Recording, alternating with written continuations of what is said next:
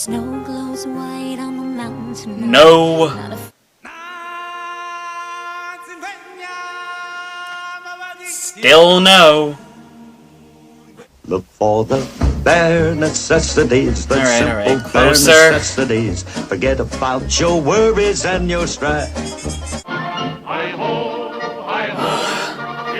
Just a little bit more.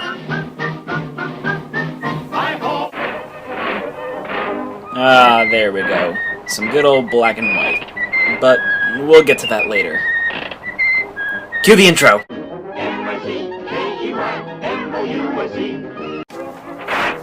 Disney in the 20s. But before we get to that, let's talk about the man behind the mouse for a bit. Walter Elias Disney was born on December 5th, 1901 in Chicago, Illinois, to Elias Disney and Flora Call Disney. When he was young, his family moved to a farm in Missouri, where he began drawing, painting, and selling pictures to neighbors and family friends. In 1911, his family moved to Kansas City. Disney later moved back to Chicago, where he took drawing and photography classes and was a contributing cartoonist in his school newspaper, and also took night courses at the Chicago Art Institute. When Disney was 16, he dropped out of school and joined the Red Cross, and was sent to France for a year to drive an ambulance in World War I. When Disney returned from France in 1919, he moved back to Kansas City to pursue a career as a newspaper artist. His brother Roy got him a job at the Pesman Rubin Art Studio, and he then started his own animation company. Editor me! That's not the right picture. Sorry, my mistake. You're useless. Why don't you just do the rest? Fine. Wow, I hate that guy. Now, where did he leave off? Okay, so Walt's new company made a deal with a local Kansas City theater to screen their cartoons, which they called Laughograms. The cartoons were hugely popular, and Disney was able to acquire his own studio, upon which he bestowed the oh-so-original name, Laughogram Studios. Though they were popular, they didn't make a lot of money, so Laughograms filed for bankruptcy in 1923.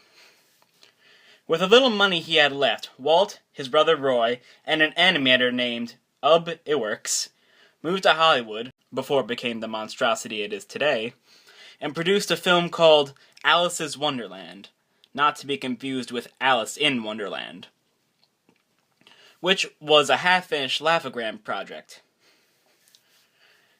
Alice's Wonderland was a silent black-and-white film which combined live action and animation, and was never released theatrically, but it did serve a purpose. It was shown privately to cartoon distributors in 1923. One of these distributors was Margaret J. Winkler. Walt signed with Winkler to distribute the films on October 16, 1923. This date became the formal beginning of the Walt Disney Company. Walt, Roy, and Iwerks enthusiastically immersed themselves into producing the first batch of what would then be known as Alice comedies. Wait a second. Scriptwriter me, where's the rest of the script? I didn't finish it yet. I hate you so much, why don't you just die already? You realize that we're the same person, right? Oh, and can you toast me the shampoo? You know what, you finish the rest of this. Alright, where did he leave off? The Alice comedies? Alright, so after the Alice comedies, Charles Mintz, Walt's new cartoon distributor, who also happened to be married to the old distributor, Margaret Winkler, asked Disney to come up with a cartoon that would rival the popular Felix the Cat cartoon series that played before silent movies in theaters. Mintz came up with the name Oswald the Lucky Rabbit. No. Thank you. Now, Disney created the mischievous black and white character with straight, long ears that would resemble a certain mouse.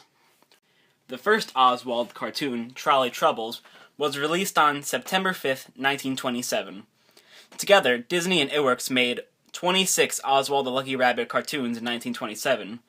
With the series a hit, costs rose increasingly higher as Disney wanted to make the cartoons better. Disney and his wife, Lillian, took a trip to New York in 1928 to negotiate a higher budget from Mintz. Mintz, however, informed Disney that he actually owned Oswald, and that he had lured most of Disney's animators to come draw for him, of course, except for Iwerks. The Disney company quickly regained Oswald, of course. in 2006. On the train going back to Hollywood, Walt came up with a new character to rival Oswald, a mouse, named, you guessed it, Mortimer. After telling his wife, she made him change it to the much better-known Mickey. The first animated shorts featuring Mickey were Plain Crazy and The Gallopin' Gaucho, both silent films for which they failed to find distribution. When sound was introduced to animation in 1928, Walt researched several New York film companies in hopes of recording his cartoons with sound to make them stand out. He struck a deal with Powers Cinephone System, a company that offered to add sound to film. While Powers added sound effects and music to the cartoon, Disney was the voice of Mickey Mouse. Disney then created a third, sound and music-equipped short called Steamboat Willie. The cartoon was an instant sensation. Mickey Mouse, originally a theater animation, appeared on the big screen for the first time on November 18th, 1928.